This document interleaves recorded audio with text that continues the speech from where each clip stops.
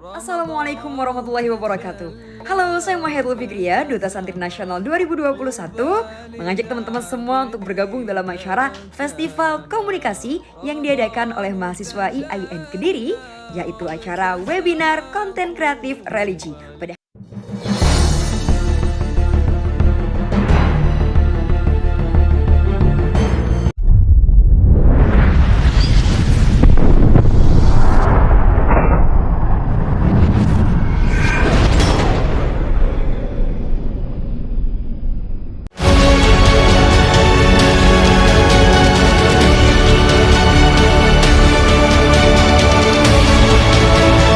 Kemudian mungkin bisa ceritakan bagaimana sebagai seorang mahasiswa, tapi kita juga bisa produktif di kegiatan luar, bahkan di tingkat nasional yang bisa memberikan manfaat kepada seluruh peserta webinar terkait dengan pemanfaatan konten kreatif religi. Silakan Kak Maya, saya boleh minta tepuk tangan sekali lagi untuk Kak Maya dan juga Kak Wawan ya tadi ya.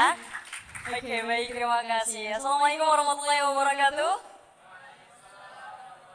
Kayaknya masih keras banget nih. Masih lapar ya? Oke, Assalamualaikum warahmatullahi wabarakatuh. Waalaikumsalam warahmatullahi wabarakatuh. Di sini saya kurang mengafirmasi, dikatakan oleh Mbak Moderator, katanya paling cantik.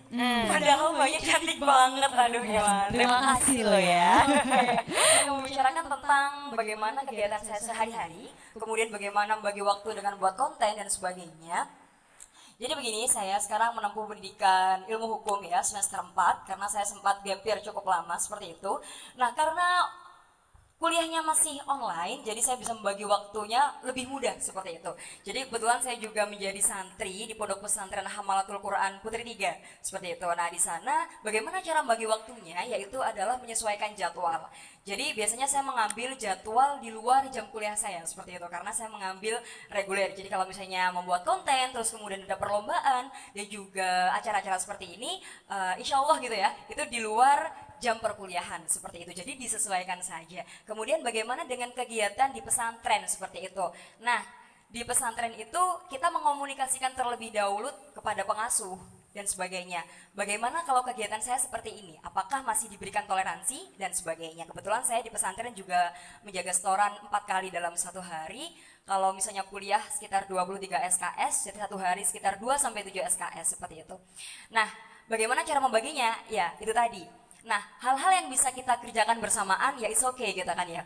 Jadi menurut Dr. Hamid, beliau adalah dosen pendidikan di UINSA begitu, mengatakan bahwa generasi Z, generasi kita itu adalah multitasking begitu ya. Meskipun ada beberapa orang yang mengatakan multitasking itu kurang baik, tapi juga ada penelitian bahwa multitasking atau potential light itu juga baik apabila kita bisa berkomitmen seperti itu.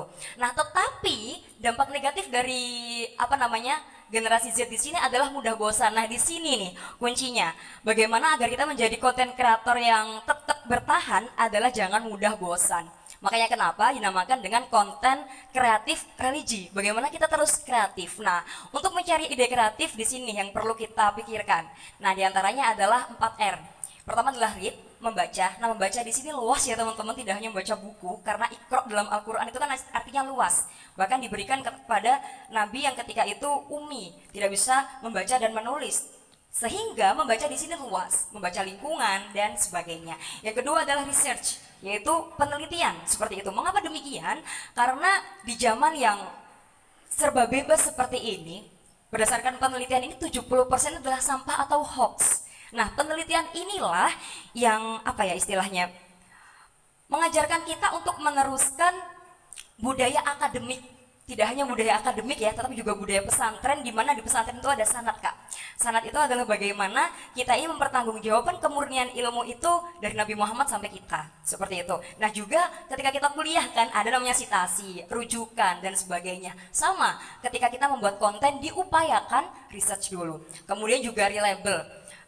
Bagaimana kita memastikan kebenarannya, dan kemudian bagaimana kita istilahnya sesuai tidak dengan keadaan kita. Dan selanjutnya adalah reflektif. Nah, reflektif di sini begini teman-teman, kita meminta pendapat seseorang yang kiranya memberikan feedback terhadap kita. Banyak teman-teman yang takut membuat konten, kenapa gitu? Karena kita takut hate comment. Nah, ini yang agak susah dihindari. Sebaik apapun konten teman-teman ini biasanya tetap ada hate comment.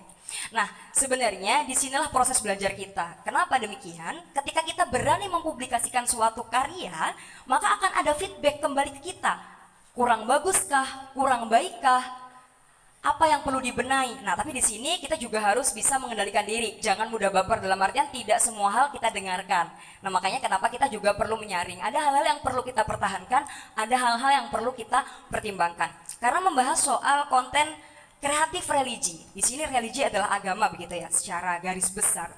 Agama ini sangat luas teman-teman ya, tidak hanya narasi keislaman saja. Karena di sini kita menjadi manusia itu kan bukan pilihan, tetapi memanusiakan manusia itu pilihan kita. Jadi konteksnya bukan hanya umat Islam, tetapi juga manusia.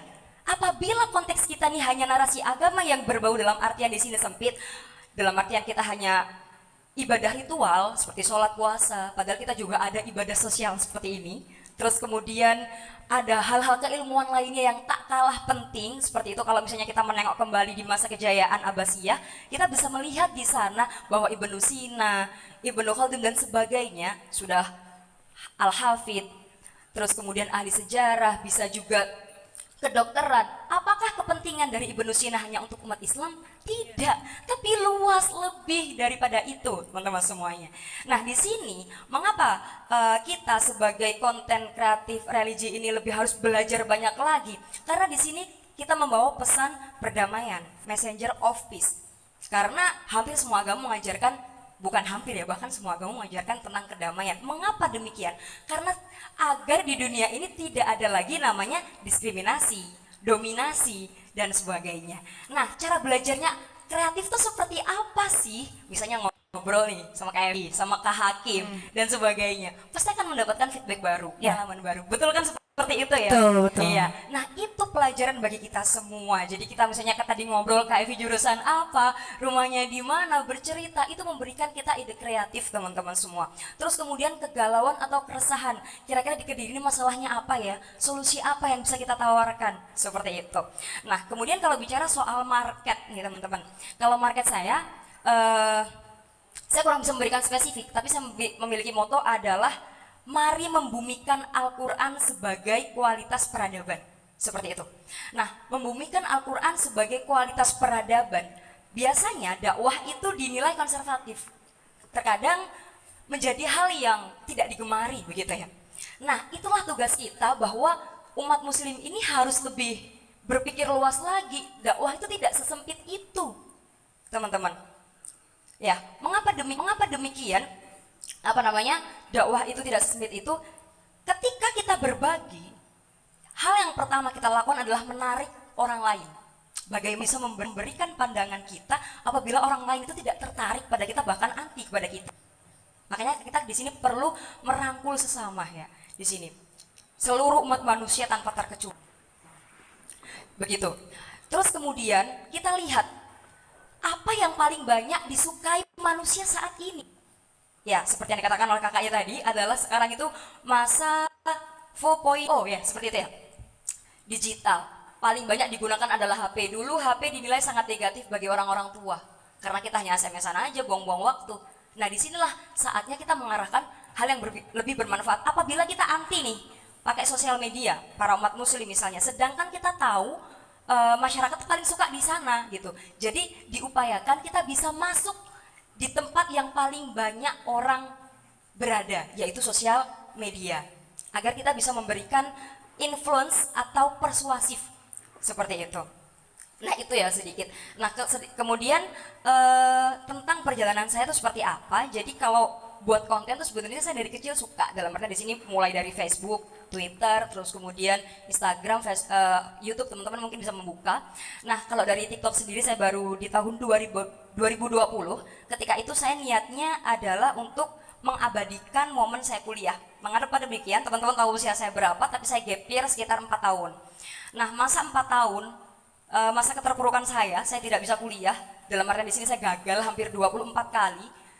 Nah, ketika saya gagal di situ, ketika saya sekali keterima kuliah, itu saya tuh sangat bersyukur gitu. Ada kampus yang mau menerima saya. Maka saya berkomitmen untuk mencintainya dan mengabadikan. Nah, di situ di sana saya membuat di TikTok itu. Makanya berawal dari ikut duta bahasa kampus, terus kemudian ikut International Model United Nations, terus event-event itu saya abadikan. Teman-teman tahu nggak? Teman-teman bilang, ada yang tanya gini, Mai kok gampang banget FYP? Saya baru FYP itu setelah video ke 200. Jadi saya ketika video ke 1 sampai 170-80 itu masih penonton masih 30, masih 40, nggak ada yang komen gitu.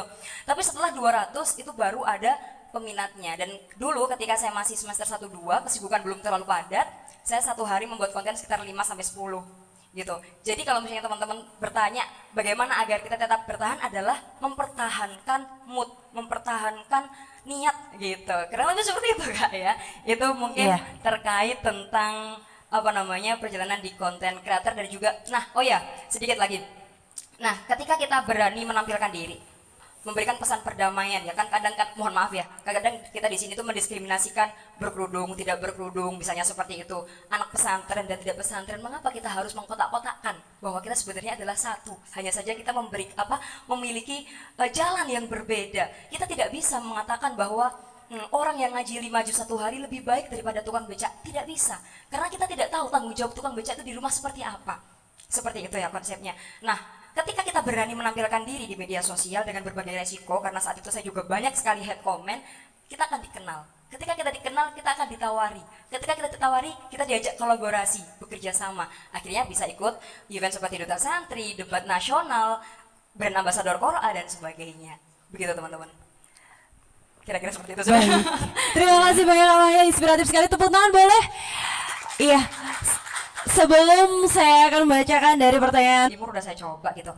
Nah, itu setiap gagal ya pasti nangis, capek, menyerah dan sebagainya. Cuman begini Kak, apa yang membuat saya bangkit? Tapi ya sempat gak doyan makan juga. Ya pastilah manusia lah ya manusia. Kita ansos juga, pernah ansos, gak Betul. pernah update status, gak berani ketemu temen, ya seperti itu pasti pernah.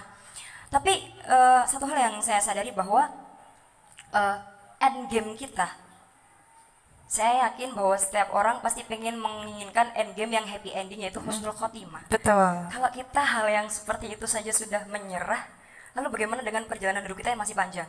Terus kemudian yang kedua adalah kematian itu bukan segalanya. Iya. Tetapi yang lebih menakutkan adalah kita mati tanpa mewariskan apa-apa di generasi kita. Nah, ketika saya ingat hal yang seperti itu adalah kata-kata para ulama. Masa iya sih saya masih gagal baru ya berapa kali ini, padahal ketika kita melihat para ilmuwan dulu berkali-kali masih bisa bangkit, sedangkan saya ibaratnya nih masih ada kesempatan terus kan. Masa iya mau berhenti? Jadi ketika itu saya mikir gini, saya akan terus daftar sampai kesempatan saya habis. Istimewa, terima kasih banyak Kak Maya. Nanti kita lanjut lagi dengan pertanyaan dari narasumber